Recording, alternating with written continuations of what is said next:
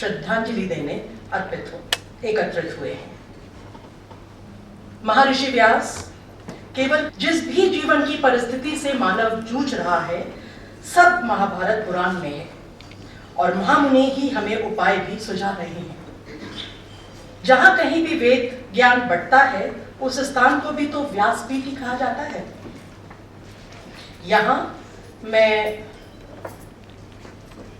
ऋग्वेद के एक महामंत्र को कहना चाहती हूं जो इस महामुनि के जीवन को भी का भी सार है।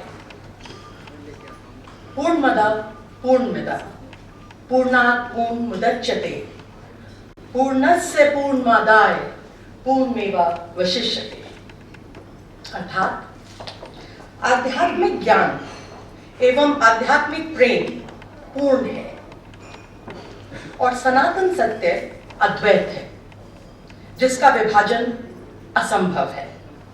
सही रूप और सरलता से समझा जाए तो यह पूर्ण रूप से रित है, पूर्ण रूप का रित है जो कभी भी घट नहीं सकता। उसमें से चाहे थोड़ा भी ले लें या पूरे से पूरा भी निकाल लें तो भी हम उसकी पूर्णता को कभी कोई क्षति नहीं पहुंचा सकते या कोई कमी नहीं ला सकते। ये वेद और पुराण ज्ञान के वह अपार भंडार हैं जिनको जितनी श्रद्धा से पाठक पढ़ता है उतनी ही बार अलग अलग नवीनतम अर्थ पाता है।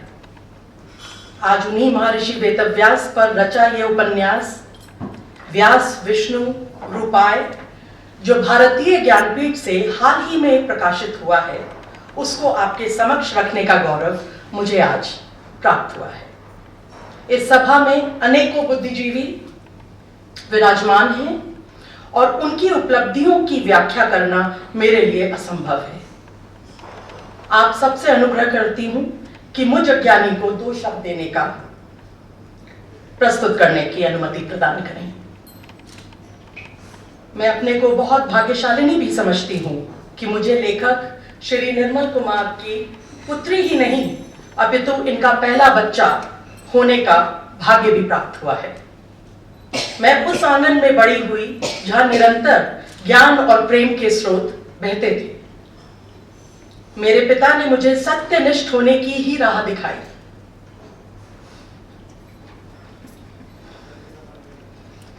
उन्होंने हमेशा कहा कि जो कर्म सत्य शिव और सुंदर है, सुंदर से व्याप्त नहीं है, वह केवल और केवल अज्ञान है।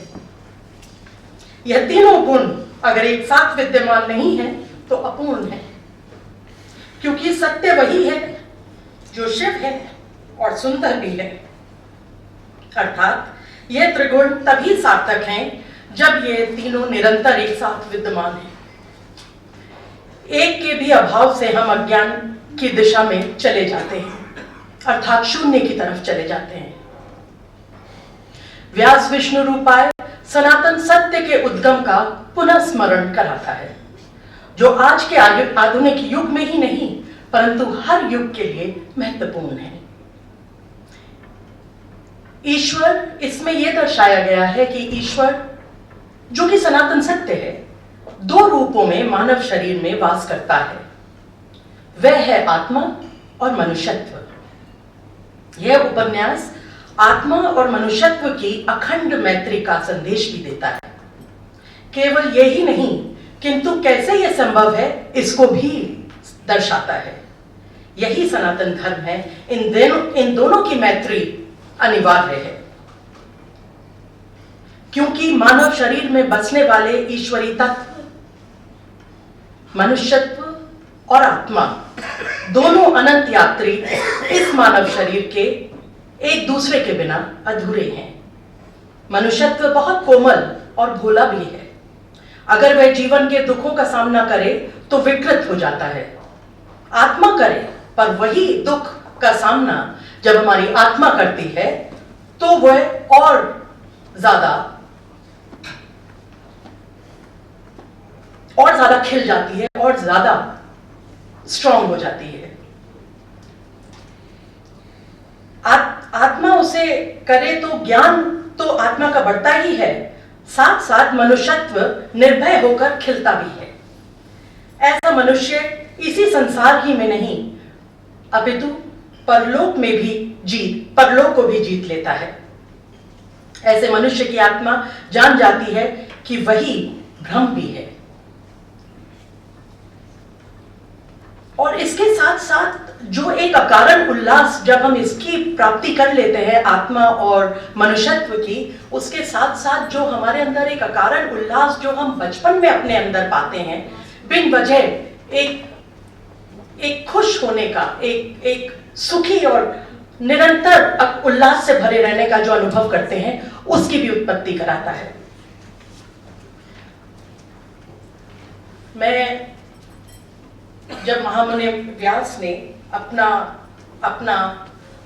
ग्रंथ महाभारत पूर्ण करा था, तो आखिरी श्लोक में उन्होंने कहा था, दोनों हाथ उठा दिए थे और कहा था कि जो धर्म है, जो धर्म से ही अपने कर्म और जो धर्म के पथ पर चलता है, मुझे क्षमा कीजिएगा, वही कर्म, काम और मोक्ष पाता है। इन्हीं शब्दों से मैं अपनी बातें यहीं पे अंत करूंगी, क्योंकि इतने महानुभवी बुद्धिजीवों के सामने मेरा बोलना बिल्कुल ही अनुचित है। पर क्योंकि मेरे पिता की यह पुस्तक है जो मुझे बहुत हर्षोल्लास से भर रही है, तो मैंने दो शब्द आपके बीच में कहना चाहा।